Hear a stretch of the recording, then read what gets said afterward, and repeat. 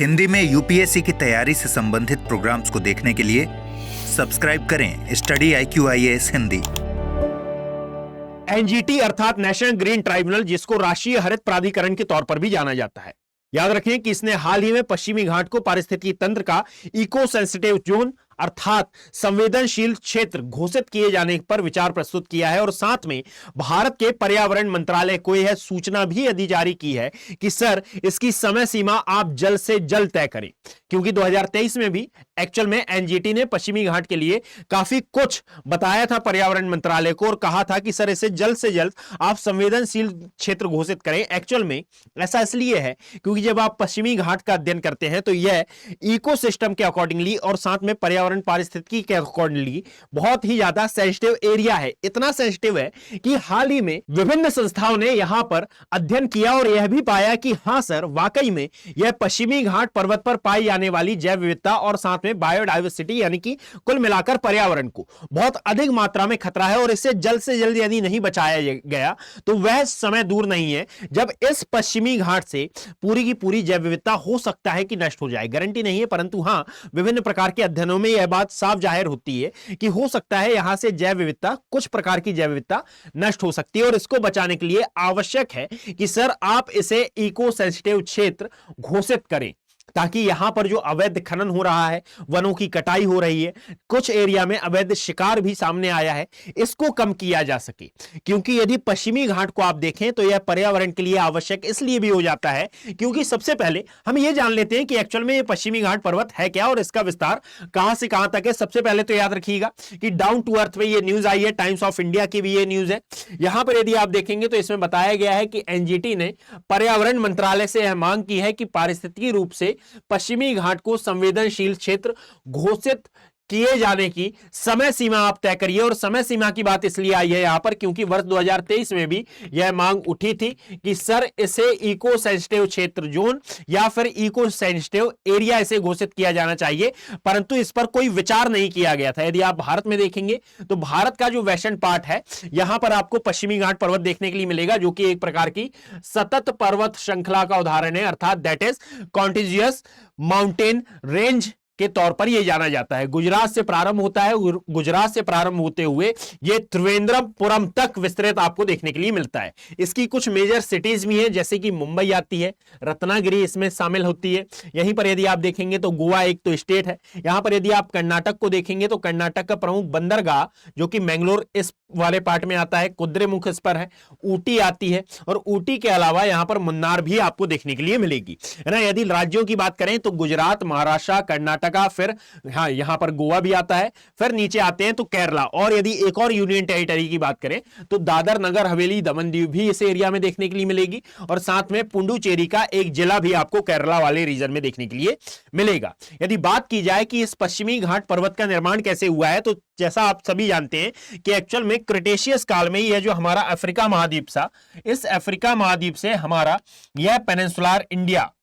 Peninsular India टूटकर अलग हुआ और जब पेनिनसुलर इंडिया टूटा इससे तो यह नॉर्थ ईस्टर्न डायरेक्शन में प्रवाहित हो रहा था कुछ इस प्रकार से, यानी कि यह जा रहा था एक्चुअल में यूरेशियन प्लेट के समीप, और जैसे जैसे यह उत्तर पूर्व दिशा में बढ़ रहा था अर्थात यूरेशियन प्लेट की ओर बढ़ रहा था तो यहां पर लगने वाले पर्वत निर्माणकारी बल के परिणाम स्वरूप, यानी कि यहां से निज्जमनकारी बल के परिणाम स्वरूप इस वाले पार्ट में एक माउंटेन रेंज का फॉर्मेशन होता है, जिसको आज हम नाम देते हैं क्या, वेस्टर्न घाट माउंटेन या फिर पश्चिमी घाट पर्वत का। तो यहां पर याद रखिएगा कि यदि आप पश्चिमी घाट पर्वत को देखते हैं तो उत्तर से दक्षिण की ओर जाने पर एक तो इसकी चौड़ाई बढ़ती है, शायद आप देख पाएंगे कि इसकी विड्थ भी बढ़ रही है, और यदि हाइट की बात करें तो उत्तर से दक्षिण में आने पर इस वाले रीजन में जो मध्य पश्चिमी घाट पर्वत माना जाता है यहां पर इसकी हाइट कम है, परंतु जैसे ही आप नीलगिरी वाले एरिया को क्रॉस करते हैं तो यहां पर इसकी हाइट वापस से बढ़ जाती है। क्लियर, यानी कि इसकी ऊंचाई यदि आप देखो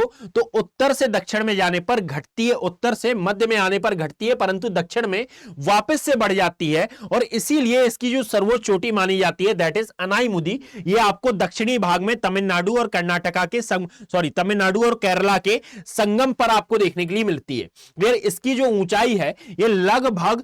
2500 मीटर के आसपास देखी जाती है, लगभग 2600 मीटर के आसपास। पश्चात यदि आप देखेंगे तो इसको हमने 3 पार्ट्स में डिवाइड किया है। इसका एक पार्ट आता है उत्तरी भाग, एक आता है मध्य भाग, जिसको हम सह्याद्री के नाम से भी जानते हैं। सबसे इंपॉर्टेंट बात यह है कि जब आप पश्चिमी घाट को पढ़ते हैं तो पश्चिमी घाट को आप सह्याद्री कॉल कर लेते हैं। याद रखें, पूरे पश्चिमी घाट को सह्याद्री कॉल नहीं किया जाता, केवल और केवल उत्तरी भाग को हम सह्याद्री कॉल करते हैं। क्लियर? यदि आप यूपीएससी का एस्पिरेंट हैं तो आप केवल उत्तरी भाग जो कि महाराष्ट्र रीजन में है इससे सह्याद्री कॉल किया जाएगा, ना कि पूरे पश्चिमी घाट को। क्लियर? यहां पर जो कर्नाटका में है इसे कॉल किया जाता है बाबा बूदन की पहाड़ियां। अब जैसे ही आप नीचे की ओर आते हैं तो यह है दक्षिणी भाग। यहां पर जो डेटा आपने इंडियन ज्योग्राफी में मेरी क्लास में पढ़ा था वही का वही लिखा हुआ है यहां पर भाई, कि यदि आप उत्तरी भाग को देखेंगे तो उसकी ऊंचाई कितनी है, मध्य भाग की ऊंचाई कितनी है, दक्षिणी भाग की ऊंचाई कितनी है, और दक्षिणी भाग की ऊंचाई वापस से बढ़ती है, अर्थात उत्तर से दक्षिण की ओर आने पर इसकी ऊंचाई घटेगी।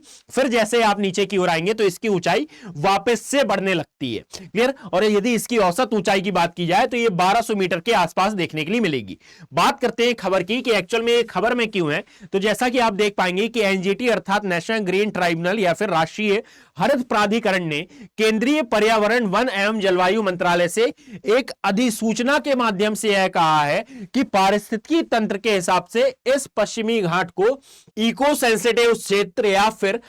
संवेदनशील क्षेत्र घोषित किया जाना चाहिए। और ऐसा पॉसिबल क्यों है? सबसे पहले तो याद रखिएगा कि 2023 में भी इसके लिए पिटीशन लगाई गई थी, परंतु यहां पर कुछ भी निर्णय नहीं आया था। यानी कि हर बार की तरह जैसे पर्यावरण के लिए समस्त प्रकार के मुद्दे केवल और केवल कागजों तक ही सीमित रह जाते हैं, फाइलों में दब कर रह जाते हैं, इसके साथ भी कुछ ऐसा ही हुआ। और इसीलिए जुलाई में फिर से पिटीशन लगाई गई। 29 जुलाई के आसपास की यह घटना थी और आज अर्थात 3 अगस्त को फिर से यह पिटीशन दायर की गई है और इस पर केंद्र सरकार की सहमति भी आई है कि हां सर, जल्द से जल्द हम एक समिति का गठन करेंगे और यह समिति एक्चुअल में इस पूरे क्षेत्र का जायजा लेगी, है ना। जो भी यहां के आरोप, जो भी यहाँ के निवासियों का आरोप है कि सर यहाँ पर अवैध कटाई हो रही है, यहाँ पर पर्यावरण को नुकसान हो रहा है, यहाँ की जैव विविधता खतरे में है, कई लोग यहाँ पर अवैध शिकार भी करते हैं, है ना। तो यानी कि पूरा का पूरा एरिया हम उसका जायजा ले लें पहले, फिर हम बताएंगे कि एक्चुअल में यहां पर करना क्या है और इसको इको सेंसिटिव एरिया बनाया भी जाना चाहिए अथवा नहीं बनाया जाना चाहिए। याद रखिएगा कि यहां पर यह त्र्यंबकेश्वर पहाड़ी के आसपास का पूरा एरिया कहलाता है, अर्थात यहां पर यदि आप देखें तो नॉट ओनली एनवायरमेंट पर्पस, ये धार्मिक दृष्टिकोण से भी काफी महत्वपूर्ण हो जाता है। इसका मेन रीजन यह है कि यदि आप त्र्यंबक पहाड़ी को देखेंगे तो यहीं से गोदावरी का उद्गम भी होता है और इसी के आसपास वाले एरिया में, नासिक के आसपास वाले एरिया में आप पाएंगे कि प्रत्येक 12 वर्ष में कुंभ का मेला भी आयोजित किया जाता है। अर्थात चाहे धार्मिक दृष्टिकोण हो, चाहे सामाजिक दृष्टिकोण हो और चाहे यहां पर पर्यावरणीय दृष्टिकोण हो, यह हर दृष्टिकोण से आईएमपी हो जाता है, हमारे लिए बहुत ज्यादा महत्वपूर्ण हो जाता है। दैट इज वाई ये जो नेशनल ग्रीन ट्राइब्यूनल है इसका कहना है कि सर आप जल्द से जल्द इस पर एक मसौदा समिति का गठन करें जो जल्द से जल्द यह निर्णय ले कि सर यहां पर एक्चुअल में इसे इको सेंसिटिव जोन डिक्लेयर किया जाना चाहिए। याद रखिएगा कि यह पूरी पीडीएफ आप geography bye Abhishek Kumar Telegram channel से डाउनलोड कर सकते हैं। दूसरी बात कि यहां पर स्टडी IQ IAS हिंदी ने जो आपके लिए प्रतिज्ञा बैचेस लॉन्च किए थे, इनकी लास्ट डेट आज है, अर्थात 3 अगस्त इनकी लास्ट डेट है। आज 12 बजे बैच क्लोज हो रहे हैं, तो यदि आप इन बैचेस का पार्ट बनना चाहते हैं तो आई थिंक अब आप लेट हो रहे हैं। जल्द से जल्द आप AKB लाइव कोड के साथ इन बैचेस का पार्ट बने। याद रखिएगा कि ये टेक्निकलिटी में आपके लिए फ्री है। दूसरी बात कि यदि आप मान लीजिए हमारे लॉन्ग टर्म बैच का पार्ट बनना चाहते हैं, यहां पर दूसरे लॉन्ग टर्म बैच हमारे बेसिकली स्टार्ट हो रहे हैं जिनकी क्लासेस 5 अगस्त से स्टार्ट हो जाएंगी। इनकी क्लासेस 5 अगस्त से स्टार्ट हो जाएंगी और यदि आप इनका पार्ट बनना चाहते हैं तो आप AKB लाइव कोड के साथ मात्र 32,999 रुपए में इन बैचेस का पार्ट बन सकते हैं। याद रखिएगा कि इन B2I बैचेस के अंतर्गत आपको क्या क्या मिलने वाला है। तो जैसा कि मैंने लॉन्ग वीडियो में भी बताया था, मैं एक और बार आपके समक्ष ये सूचना प्रस्तुत करता हूं कि यदि आप हमारे P2I बैचेस का पार्ट बनते हैं तो इसमें आपको SIP प्रोग्राम अर्थात सक्सेस इन प्रीलिम्स प्रोग्राम, सबसे पहले तो इसमें सब कुछ मिलेगा। यानी कि 32,999 रुपए में आपको प्री से लेकर मेंस तक सब कुछ पूरा गाइडेंस आपको इसमें मिलेगा। साथ में इसके साथ 18 बुक्स का सेट भी आपको अवेल कराया जाएगा, है ना, जो कि आपके होम एड्रेस पर पहुंचेगा। इसके अलावा जब आपकी प्री का एग्जाम होने वाला होगा, जो भी आपका टारगेट रहेगा, यदि प्री का एग्जाम होने वाला होगा तो उससे 2 या 3 महीने पहले से SIP प्रोग्राम एप्लीकेबल होगा और यहां पर सक्सेस इन प्रीलिम्स यानी कि प्री का पूरा सिलेबस यदि आपका कंप्लीट हो गया है तो भी, नहीं हुआ है तो भी। अब बट ऑब्वियस है कि नहीं हुआ है का सवाल ही नहीं होगा। कारण यह है कि अभी आप इन बैचेस का पार्ट बनेंगे और फिर पूरा का पूरा कोर्स 1 साल में लगभग 11 से 12 महीने में आप कंप्लीट करेंगे। फिर आप अपनी यूपीएससी की जर्नी में पहला कदम रखेंगे, अर्थात प्री को देने के लिए जाएंगे। तो उसी समय स्टडी IQ IAS हिंदी के प्लेटफॉर्म पर आपको सक्सेस इन प्रीलिम्स के तहत पूरा का पूरा कोर्स रिवाइज करा दिया जाएगा, अर्थात प्री का पूरा कोर्स रिवाइज करा दिया जाएगा, जिससे आपके प्री में क्वालिफाई होने के चांसेस काफी बढ़ जाते हैं। इसके पश्चात फिर MRP प्रोग्राम एप्लीकेबल होता है और जब MRP प्रोग्राम एप्लीकेबल होगा, यदि आप प्री क्वालिफाई करते हैं तो स्टडी IQ अपने खर्चे पर आपको दिल्ली बुलाएगा। रहने का खर्चा, खाने का खर्चा और स्टडी का खर्चा पूरा का पूरा स्टडी IQ अपने खर्चे पर आपको कराएगा। और याद रखिएगा कि मेंस रेसिडेंशियल प्रोग्राम के तहत स्टडी आपकी कराई जाती है, अर्थात मेंस की तैयारी कराई जाएगी। और इस मेंस की तैयारी में जो सबसे महत्वपूर्ण होती है आंसर राइटिंग, ये एक्सपर्ट के मार्गदर्शन में आपको आंसर राइटिंग की प्रैक्टिस कराई जाती है। और ऐसा नहीं है कि आंसर राइटिंग केवल और केवल उस समय होगी, आंसर राइटिंग आपकी अभी से स्टार्ट होगी जैसे ही आप बैच ज्वाइन करेंगे। यानी कि यदि फर्स्ट क्लास में आप आए हैं तो फर्स्ट क्लास के साथ ही आपको DMQ दिया जाएगा, अर्थात डेली मेंस क्वेश्चन। और इस DMQ के द्वारा आप डेली टू डेली, यानी कि जैसे ही आपका एक टॉपिक खत्म हुआ उसका DMQ आपको प्रोवाइड हुआ, उस DMQ के द्वारा अब आप देख सकते हैं कि सर यदि एक टॉपिक खत्म हुआ है, लाइक हिमालय खत्म हुआ, तो हिमालय की आंसर राइटिंग कैसे करनी है, हिमालय से आने वाले क्वेश्चन कैसे हो सकते हैं, क्लियर। तो ये DMQ के फॉर्म में होगा, यानी कि उसी को आप और एडवांस लेवल में यहां पर देखेंगे किस टाइप के क्वेश्चन आते हैं, उनका आंसर किस प्रकार का लिखना होता है, सबसे अलग आपका आंसर किस प्रकार का होगा, ये सभी बातें यहां पर टैग की जाती हैं। और फिर इसके बाद याद रखें, जैसे ही आपके मेंस आने वाला होता है, यानी कि 1 महीने पहले, फिर आपकी तैयारी और भी ज्यादा सुगम कर दी जाती है, अर्थात यहां पर SIM प्रोग्राम आपके सामने अप्लाई होता है। पश्चात इसके यदि आप मेंस क्वालिफाई कर लेते हैं तो यहां पर भी स्टडी IQ IAS अभी आपके साथ है। और फिर यहां पर IGP प्रोग्राम एप्लीकेबल होता है, अर्थात इस IGP प्रोग्राम में इंटरव्यू गाइडेंस प्रोग्राम, आपको बैठना कैसे है, आपके बातचीत का तरीका क्या होना चाहिए, आपकी आंखें कैसी होनी चाहिए, अर्थात बात करते समय आपको आई कांटेक्ट करना है अथवा नहीं करना है, आपको वहां पर वो जो बेंच बैठी हुई है उसके साथ कैसे कोऑर्डिनेट करना है, कैसे बातचीत करना है, यदि किसी ने क्वेश्चन किया है तो उसका आंसर किस प्रकार से देना है, आपकी बॉडी लैंग्वेज कैसी होनी चाहिए। याद रखिएगा ये सभी बातें बहुत ज्यादा महत्वपूर्ण है। इसीलिए कुछ ऐसे एक्सपर्ट जिन्होंने यूपीएससी का एग्जाम क्वालिफाई किया ही नहीं है परंतु उसको जिया भी है ना, यानी कि क्वालिफाई करना अलग बात होती है, उसे जीना एक अलग बात है। यहां पर ऐसे एक्सपर्ट फैकल्टी और ऐसे एक्सपर्ट गाइडर जिन्होंने इसको जिया है, ये आपको इसके लिए गाइड करते हैं कि सर आपका बॉडी लैंग्वेज कैसी होनी चाहिए, आपका बोलचाल कैसा होना चाहिए, आपका सिटिंग अरेंजमेंट कैसा होना चाहिए, ये सब कुछ बातें इसको ध्यान में रखकर की जाती हैं। पश्चात इसके आप देते हैं इंटरव्यू और अब यहां पर आपके सक्सेस होने के चांसेस बहुत ज्यादा बढ़ जाते हैं। इस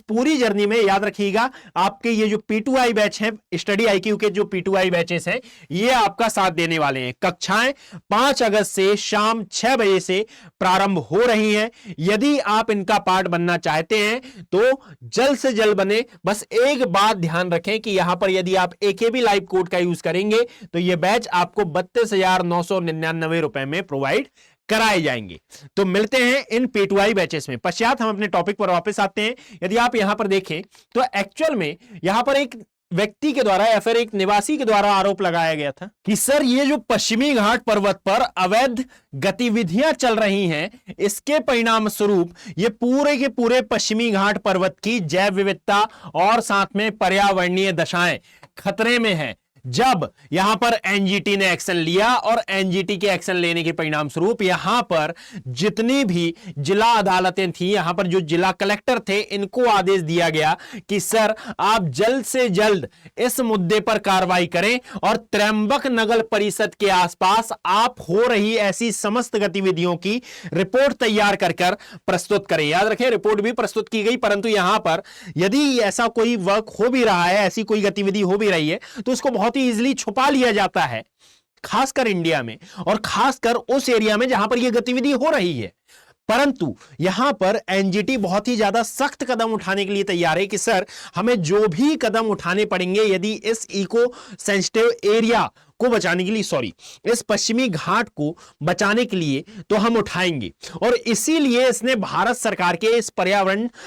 और साथ में वन मंत्रालय को एक पत्र लिखा है और एक अधिनियम के द्वारा या फिर एक अधिसूचना के द्वारा यह कहा है कि सर आप इसे इको सेंसिटिव जोन डिक्लेयर करें ताकि यह हमारी आने वाली संतति के लिए वैसे ही संरक्षित हो सके जैसे यह अभी तक संरक्षित होता हुआ आया है। याद रखिएगा कि यहां पर एनजीटी कौन है भाई, ये जो इतना काम कर रहा है, यह 18 अक्टूबर 2010 को इसकी स्थापना की गई थी और एनजीटी एक्ट 2010 के द्वारा इसकी स्थापना की गई थी बेसिकली, और पर्यावरण के संरक्षण और संवर्धन के लिए कार्य करता है ये, जो कि हमें हमारा भारतीय संविधान भी देता है। यानी कि आर्टिकल 21 जो कि हमको जीने का अधिकार देता है, यही हमको खाने पीने और साथ में एक अच्छा जीवन, यानी कि जीने का अधिकार केवल और केवल श्वसन क्रिया नहीं है। आई थिंक आप यूपीएससी एस्पिरेंट है तो मुझे समझाने की आवश्यकता नहीं है कि आर्टिकल 21 कितने प्रकार के अधिकार आपको प्रदान करता है, परंतु यहां पर आवश्यक बात यह है कि यहां पर हमारे पास यह भी राइट है कि हमें स्वच्छ पर्यावरण मिले,